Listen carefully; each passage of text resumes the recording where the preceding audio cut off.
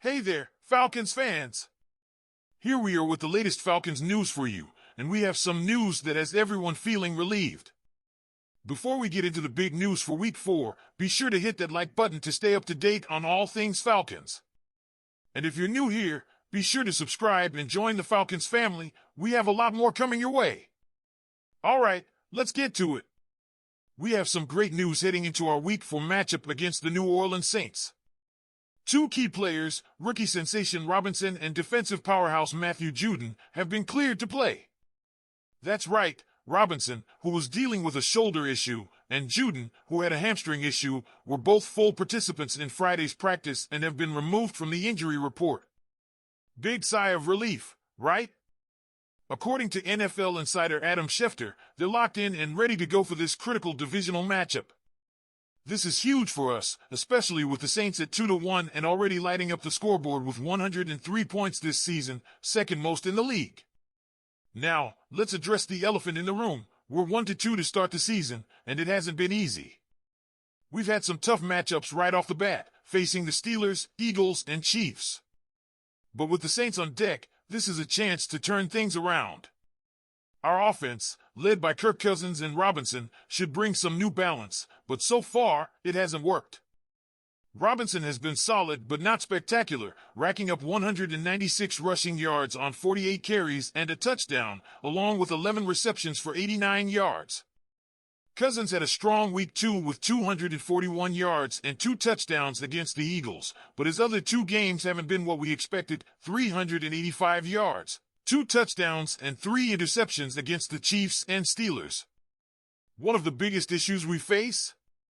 Our offensive line. Cousins is under some serious pressure.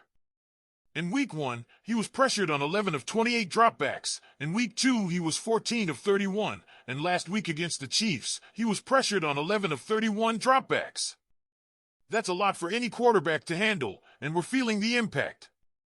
And to add to our O-line woes, Caleb McGarry was ruled out again, and while Jake Matthews did appear on the injury report, it was for good reason. He missed practice because he and his family welcomed their second child.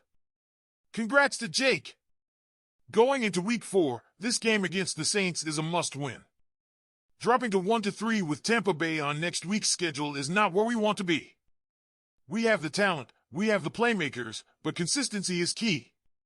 Can we buckle down and make the necessary adjustments? I think we can, especially with Robinson and Judon back in action.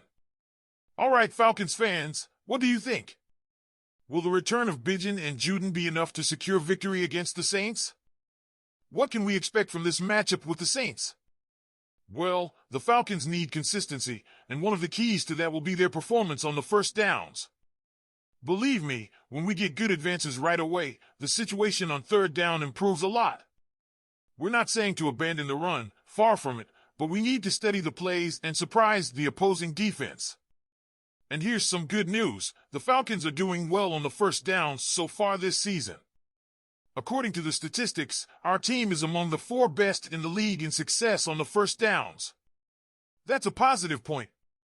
Kirk Cousins, our QB, has been essential in this phase of the game, completing more than 78% of his passes on the first downs, with an average of 9 yards per attempt. In other words, he's managing to keep the offense flowing. And against the Saints, this will be a key piece. We need good first downs to avoid complicated situations on the third down. And look, the Saints' defense is no match for anyone. They were one of the best in the league at forcing mistakes from their opponents on early downs, so the challenge will be huge. Another important thing for the Falcons is to keep the game tight. The Saints tend to play much better when they have double-digit leads. They have faced 33 opposing drives this season, and in 21 of those, the Saints have led by at least 10 points. This allows them to make adjustments on defense and limit what the opposing offense can do. That's why it's crucial that we keep the game tight. If we can force the Saints to play like they did in Week 3, rather than the first few games, we could have a good chance of winning. But of course, that's not all. The Saints' offense is also dangerous, especially with Alvin Kamara leading the run game. New Orleans has the 3rd highest rate of runs where the runner reaches 15+ miles per hour. That means once they get going, they're hard to stop. But here's the silver lining for us. The Falcons' defense has been great at stopping those types of runs. We are in the top 5 in the league in yards after contact, so if we can keep Kamara contained, we have a good chance of stopping the Saints' offense.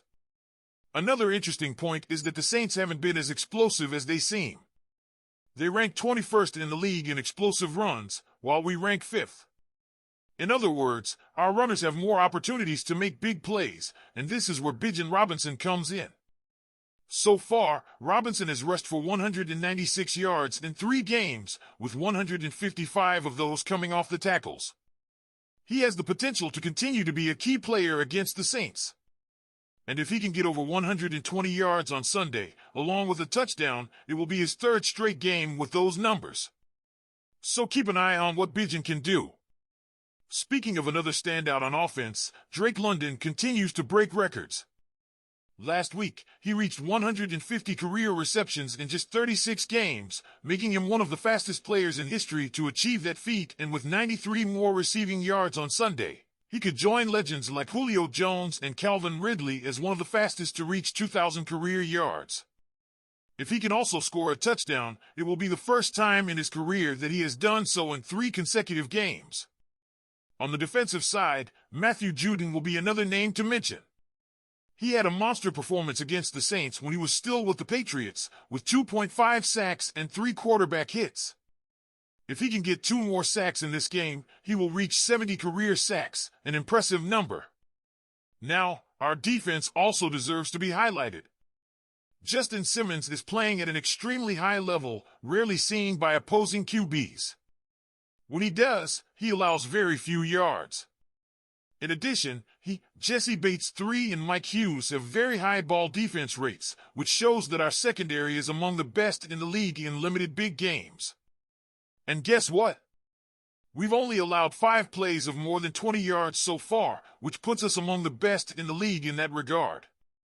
So, fans, what can we expect from this game against the Saints? I believe the key will be to balance the offense and not let the Saints open up a lead on the scoreboard. Our defense will need to stop their running game and force mistakes in the passing game. And, of course, Kirk Cousins needs to continue to be efficient on early downs, while Bijan Robinson and Drake London do what they do best. Now I want to hear from you. What's your opinion? What do you think will be the key to a win against the Saints? Leave it here in the comments, and don't forget to like and subscribe to the channel so you don't miss the next news. Go Falcons!